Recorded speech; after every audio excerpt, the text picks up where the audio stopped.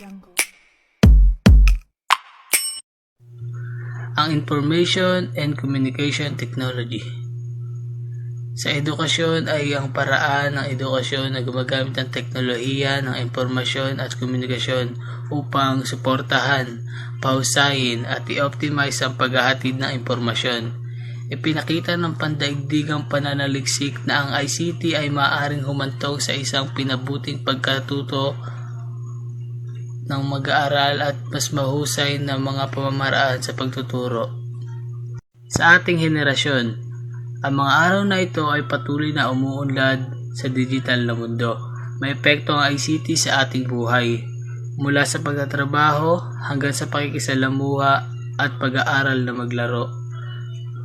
Ang ating buhay ay binago ng digital age. Binago nito ang paraan ng pagkikipag-usap ng mga kabataan, network, paghahanap ng tulong, pag-access ng impormasyon at pagkatuto. Dapat nating malaman na ang mga kabataan sa ating henerasyon ay nasa online na populasyon at na-access sa pamamagitan ng iba't ibang paraan tulad ng computer, TV at mobile phone. ICTs for informing citizens. Using information and communication technologies, or ICTs, to inform citizens is essential for fostering transparency, participation, and engagement in various aspects of society. Here's how you can relate ICTs to informing citizens. Number 1 is government portals and websites. Dito po, maaari pong mag-post or maglagay ng kahit anumang mga informations yung mga nasa loob po ng governments upang makita po ng mga citizens kung ano man po yung mga policies, services, and initiatives na kailangan po nilang malaman na nakapaloob po sa government ng kinasasakupan po nila. Ang number 2 naman po ay ang social media.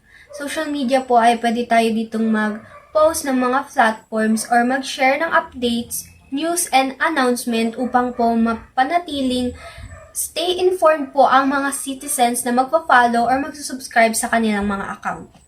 Ang number 3 naman po ay ang mobile apps na madalas po nating ginagamit. Ito po yung mga apps na maaari nating gamitin na upang makapag-update po tayo sa mga citizens na kung ano man po yung mga nangyayari, gayon na rin po yung mga emergency at saka updates na maaari po nating ibahagi sa kanila. Number 4 ay ang SMS and email alerts. Gamit ito, maaari natin i-inform ang mga citizens kung ano man po ang maaaring mangyari sa weather o sa mga health advisories or election notification na maaari nilang malaman. And lastly po ay ang number 5, privacy and security. Gamit po ito ay maaari po maging secured po ang mga citizens na gumagamit ng apps na ito o ang social media upang ang information po nila ay laging maging protected at mabuo po nila yung trust sa paggamit po ng ating ICTs. The understanding of ICT's relationship to society. Understanding the relationship between information and communication technologies, or ICTs, and society is crucial for recognizing how ICTs influence and are influenced by societal dynamics. Here's how you can relate the understanding of ICTs to society. Number 1 po ay ang impact on communication. Mas napatali po ng ICT ang pag-uusap po ng mga tao kahit nasa malalayo man po silang lugar. Nagagamit po nila ang messaging, ang video calls, and social media para makipag-interact po sa iba't ibang tao sa iba't ibang lugar. Ang number 2 naman po ay ang cultural and social norms. Gamit po ang ICT is mas napapadali po niya yung mga bagay-bagay na ating ginagawa. Kaya na nga lang po ng pagbili po natin yung gamit po ang online shopping. Gayon na rin po sa mga pag-interact po natin sa ibang tao at nagkakaroon po tayo ng kaibigan kahit hindi po natin sila nakikita at kahit sa social media lang po. At ganoon na rin po sa pag-aaral. Mas napapadali po nito yung pag-search lang po natin. Hindi na po natin kailangan ng libro para mag-browse po ng mga kailangan nating malaman. Ang number 3 naman po ay ang education and learning. Gaya na nga lang po ng sinabi ko sa number 2, mas papadali po nito yung ating pag-aaral gamit lang po ang Google or ang anuman pong application na pwede nating pagkuhanan ng mga idea about po sa ating mga aaralin. Ang number 4 naman po ay ang healthcare and wellness. Gamit po ang ICT, maaari po tayong mag-search sa anuman pong site upang ma-monitor po natin yung ating health o kung tayo man po ay magkasakit, maaari po nating ma-search kung anuman po ang pwede nating gawin. Ang number 5 naman po ay ang work and employment. Mas napapadali po ng ICT ang pag-a-apply po natin kasi mas maaari po nating gamitin na lang ang ICT kahit nasa bahay na po tayo kung mag-a-apply man po tayo. Meron din po mga trabaho na maaaring gawin sa bahay na kakailanganin po ng ICTs. Positive and negative impact of ICTs on society. Positive impact. ICT have positive effect on a student when it is used appropriately. ICT helps us to do some things fast and efficient. Number 1 po ay ang faster communication speed. Before, it took us a long time to send news and messages. We are sending our messages before through a handwritten letters. Now, with the help of the internet, it just take minutes to be sent. Kagaya nga po nun, na dati po is bago po tayo makapag-send ng messages natin sa mga minamahal natin sa buhay o kung sino man pong pagsasendan natin is kailangan pa po natin magsulat ng letter para po makarating sa kanila. Hindi po kagaya ngayon na just one click ng messenger is or kahit ano man pong pwede nating pag-messagean sila is nasisend po agad at nakakausap natin sila.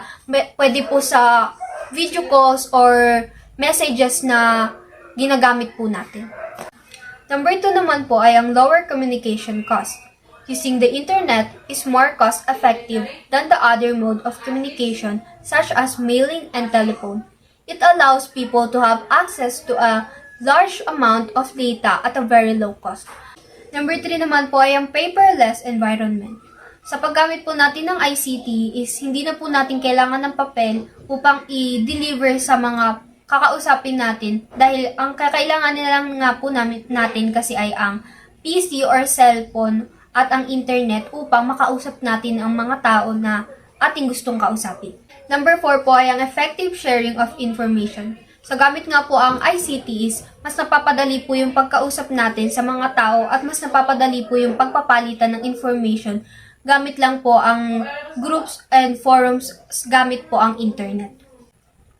Overall, ICT has transformed society in numerous ways, offering new opportunities and improving the quality of life for many people. However, it's important to address digital device and privacy concerns to ensure equitable access and responsible use of these technologies. Negative impact. Many people today have been able to develop their life more. Technology made their life disabled and have an easier life. Computers are there to reduce barriers that stop them from living the normal life. So, kung meron man po ngang positive na impact gamit ang ICT, meron naman po tayong mga negative. At ito nga po ang sunod-sunod na negative impact para sa atin. Number 1 po ay ang social problems. Nowadays po ay yung mga tao ay mas ginugusto na lang po makipag-usap o makipag-communicate sa iba gamit ang online at mas nagiging introvert po sila. Meron naman pong mga natututong magnakaw ng information ng iba upang magamit ito sa hindi magandang gawain. Ang number 2 po ay ang health problems. Nakakakuha po ng harm ang mga tao dito sa paggamit ng matagal. Nagkakaroon po sila ng bad posture dahil sa paghiga nila o sa pag-upo ng hindi maayos. Kaya na rin po ang eye strains dahil po sa radiation na ibinibigay po nito at ang physical and mental stress. Society must find a balance between harnessing the power of technology and safeguarding the well-being of individuals and communities. Dapat daw po nating alamin yung mga negative impact nito sa atin upang maiwasan at malimitihan po natin yung pagkakaroon ng mga sakit at kung ano man po yung pwede nitong ma-harm sa atin. What is self-directed learning? Consider the last time you decide to learn something. because you were so passionate that nothing could stop you. Maybe you were driven by a need or desire to do something on your own. Let's say you had to replace your car headlights and did want to take your car to the shop, or you wanted to build your own website and design yourself.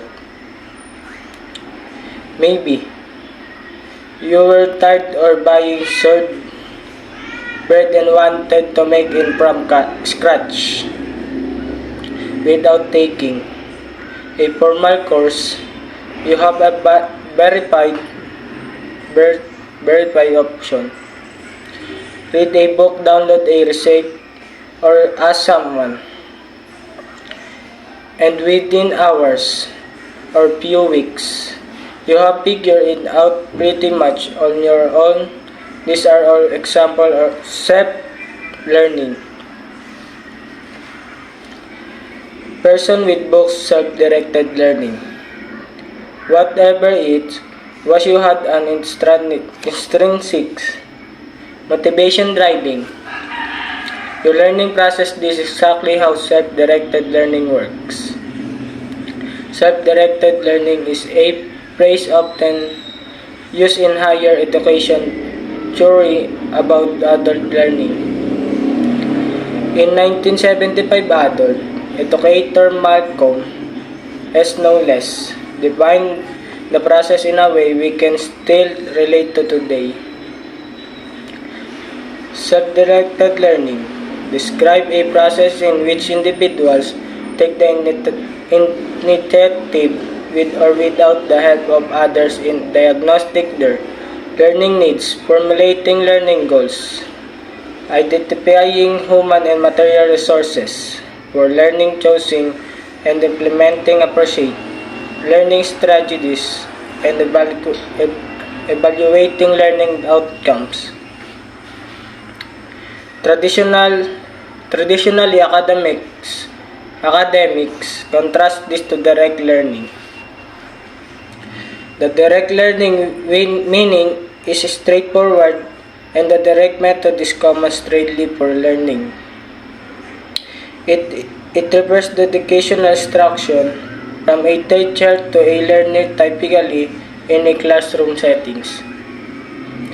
But today, we're going to explore how much there is to gain from being a self-directed learner in every area of your life. Why should you try self-directed learning? If you like taking responsibility for what you learn and master, a self-directed learning experience might be the right way to go. Independent learning gives you the freedom to learn something new or challenging when and how you want, and you get to manage the time frame.